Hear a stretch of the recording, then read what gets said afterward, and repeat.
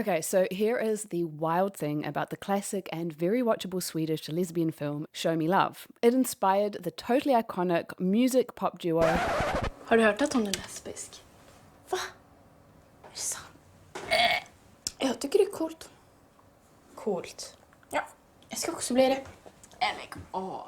Agnes is having a hard time. It's her 16th birthday, but there is nothing sweet about it because her mum is insisting she throw a party, but she doesn't have any friends to invite, except for that one girl who is as unpopular as she is. She clearly would love to invite Elin, who is part of the popular crowd, but she can't get beyond lingering lesbian looks, which is probably why the kids at her school already suspect that she bats for the other team. Ni är så tråkiga! Du kan ju gå på Agnes fest istället, för det blir roligare. Vadå Agnes? Agnes, vi ska ha fest!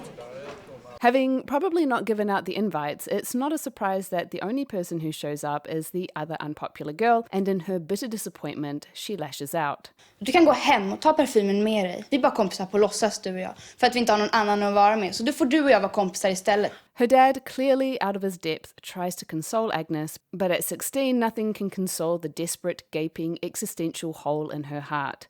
Varför ska jag leva? Jag vill inte leva, jag vill dö! Så Nej, jag vill dö!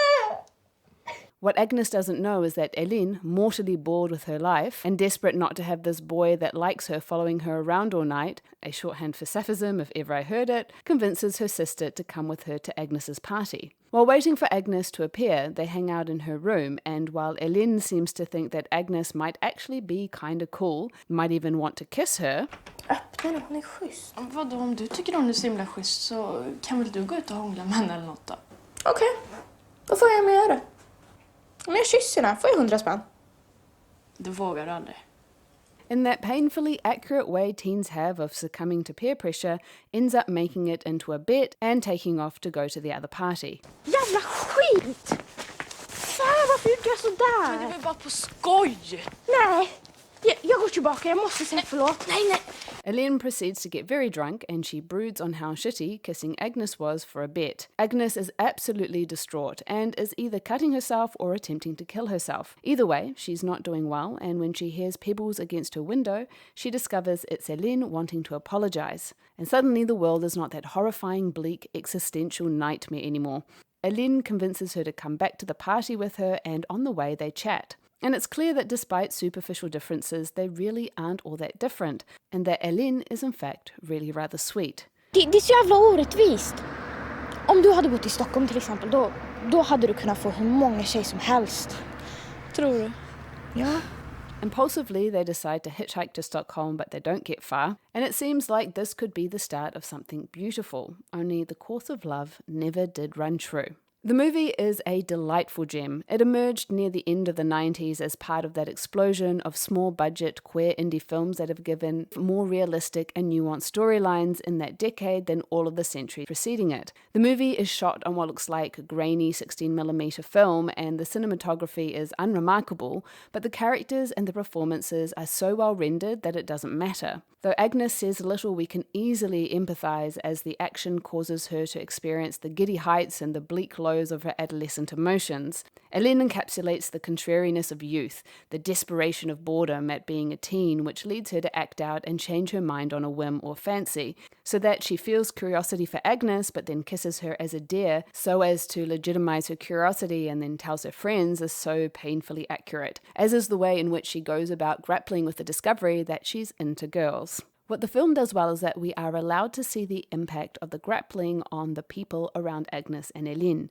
For Agnes, we see how her father is trying so hard to support his daughter, but without the right information is totally unequipped to help her.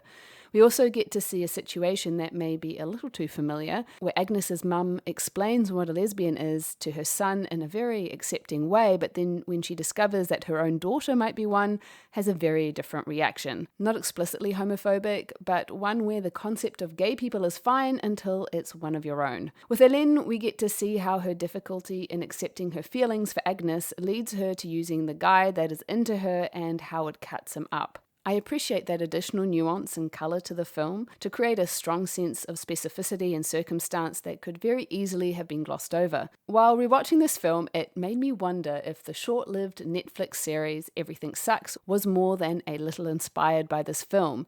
It uses similar character archetypes, with Kate mirroring Agnes and Emmeline mirroring Eileen. Maybe that's why I liked it. What I also liked was the 90s vibe that is all too familiar.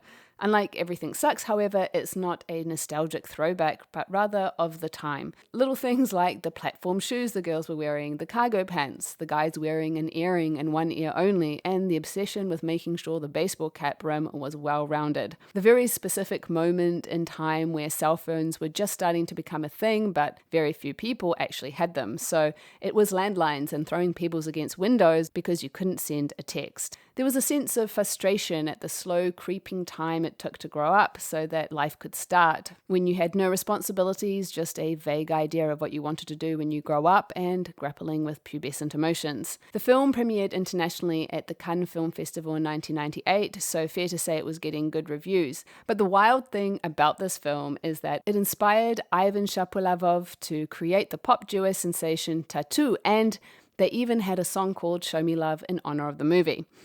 If you want to watch the film, it's available on all the usual haunts like Amazon, Apple, and YouTube. I have a link in the description so you can figure out where you can access it no matter where you are in the world. Until next time, lady lovers.